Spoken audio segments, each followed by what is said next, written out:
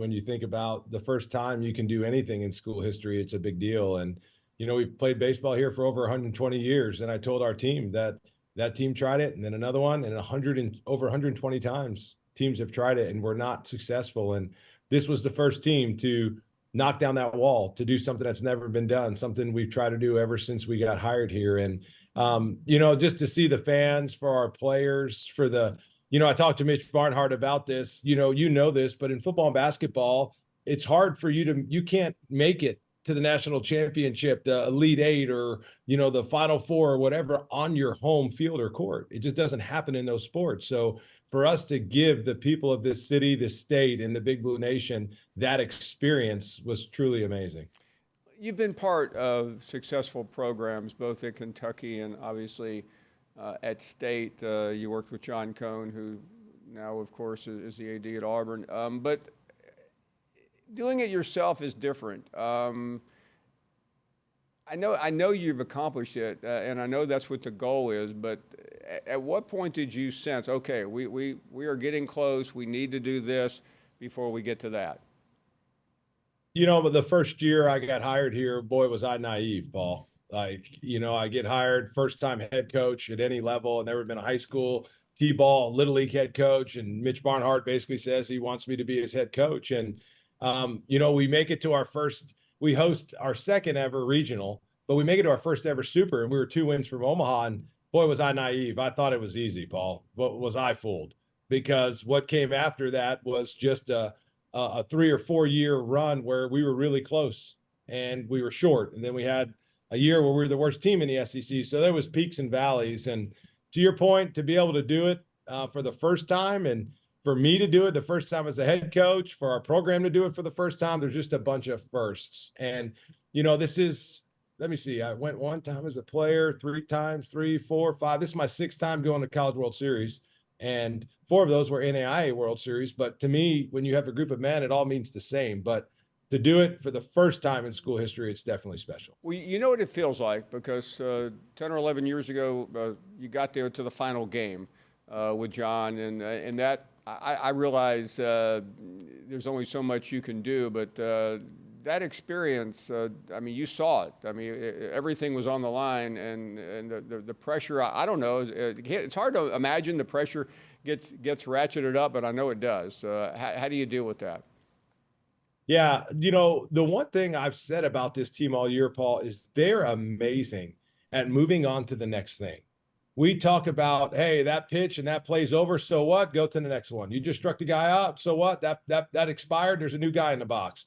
And we literally, these guys have done, it sounds coach speak, but they've done an awesome job of moving on to the next thing. We talk about our wins expiring at midnight, and those expired, and you go on to the next one, win or lose. And it's just this mentality that victory must be earned every day. And regardless of what's on the line, there's a play that has to be executed. There's a pitch that has to be executed, and there's an at-bat that has to be executed. And their ability really to move on to the next thing has been so impressive. And I think we started out in the SEC maybe 15-1. And the greatest start in school history, and one of the greatest starts in the history of the Southeastern Conference. And you can only do that if you just break it down into smaller, tinier segments. Right? If I went to my team at the beginning of the year, I'm like, hey, we need to go 15-1 in the SEC. And they'd be like, really? How are we going to do that? Well, then you break it down into smaller segments, and really you just do it 1 pitch at a time, and then you just move on. It's coach speak, but it's actually worked, and they've bought into it. When this thing starts Friday, obviously everybody at home is going to be hearing a lot about the SEC and the ACC for that matter, because they've had an amazing year. But when you play in this league, and it sounds like we're back in Hoover and everybody's saying the same thing, but how does it prepare you for what happens in the postseason? Because you've already seen the best teams all year in the country, haven't you? We have, and you nailed it, Paul. We've had guys come out of the transfer portal that have played in super regionals before, but they haven't been in the SEC. And they'll be the first ones to tell you from their experiences, whether it's coming from whatever conference. I'm not going to mention any names to be respectful for them, but they'll tell you that, wow, that one SEC weekend felt like a super regional. That exact weekend we just went through, and it's only the 5th weekend of the year, which is the opening weekend of SEC play. It's like, whew, that felt like a super. And we had to tell our guys, like, hang on, we got 9 more of those. We got 9 more supers to play because, and you know this, the margin of victory is so small. It is so small. And it's going to come down. You can literally, I've been in the SEC now for 18 years. And Paul, I told my wife, I'm so excited to be on your show. After 18 years, I was like, she's like, Nick, you can't tell him that. I said, I'm telling him, like, I've been watching this dude for all these years. So, but the margin of victory is so small. And I can't tell you how many times I've looked up after an SEC weekend and we literally just won 2 out of 3. And the 2 games we won, I can point to one play to where, hey, if this guy would have got a hit here, that'd have been 2 more runs, we'd lose that game. Or, hey, if we don't make this play, we don't win, we lose 2 out of 3. And because of the margin of victory is so small, you look up and you're like, wow. So to your point, we're all battle tested. We've been through 10 straight weeks and then a conference tournament, that's 11, then a regional, that's 12, and now a super, that's 13 straight weeks of just everything on the line, and it definitely helps. Well, Coach, thank you for the kind words. I feel like we know you. For those who don't understand all this back and forth, we went to SEC Nation twice, was in Kentucky last fall, and we ended up having our meetings at the baseball stadium. So not only did we get a chance to see you and visit, I saw you practice a couple of times, which is pretty unusual for me in the middle of the football season to watch baseball programs get ready for the spring.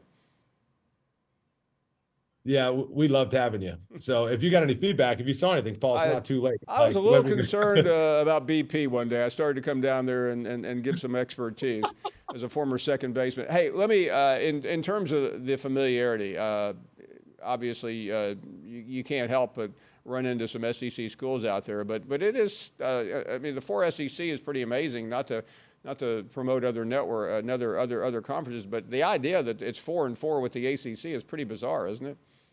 It is. And you know what? I think we're going to start seeing more of things like this. I just think it's becoming harder and harder for some of these other schools because of all the different factors going on with college athletics. And I fully anticipate moving forward, like to see now, will it be perfectly that way every time? I don't think so. You know, maybe it'll happen again, but you know, some of the other conferences and, you know, with the Pac-12 going away, and I think we'll start seeing some Big 12 teams and some things there. But I think it's going to be harder and harder for some of these other teams to make it because of the layout of college athletics. And it definitely helps knowing some of the teams in the league, styles of play, whether, you know, we've played them or we've played them a year ago or whatever. That definitely does help with some familiarity. Just from a personal standpoint, I know there's a lot left. I mean, this is the biggest moment of the year, but it was pretty easy to read your body language after the super regionals. Just, you mentioned your wife. I mean, this has to be something pretty amazing for you to have gotten the Cats somewhere they have never been. And I realize it's about the team, but express what it's been like for your family. Oh, it's been like a dream come true, Paul. I hope you appreciate my transparency here, but these last 2 weeks have been the best 2 weeks of my life. 2 Mondays ago, we have they announced the field. We have our whole team there. We're the number 2 national seed, the highest ever. My son stands up and invites our team. He decided he wanted to be baptized and he wanted the team to come. So he personally invited the whole team. And that Thursday, they voluntarily showed up. And to his baptism at my house, we got baptized in our backyard, and then we play in the regional on Friday. We win. We play on a Saturday. We win. We play on Sunday. We win.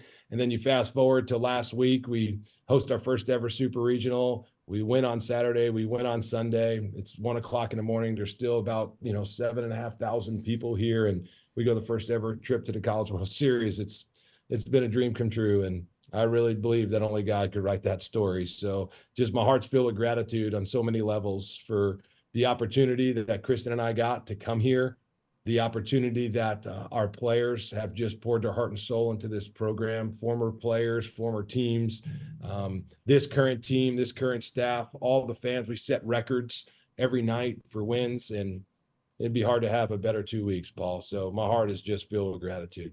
Well, it's hard to top the 2 best weeks of your life, Coach, but you could actually do it here in about 2 weeks. So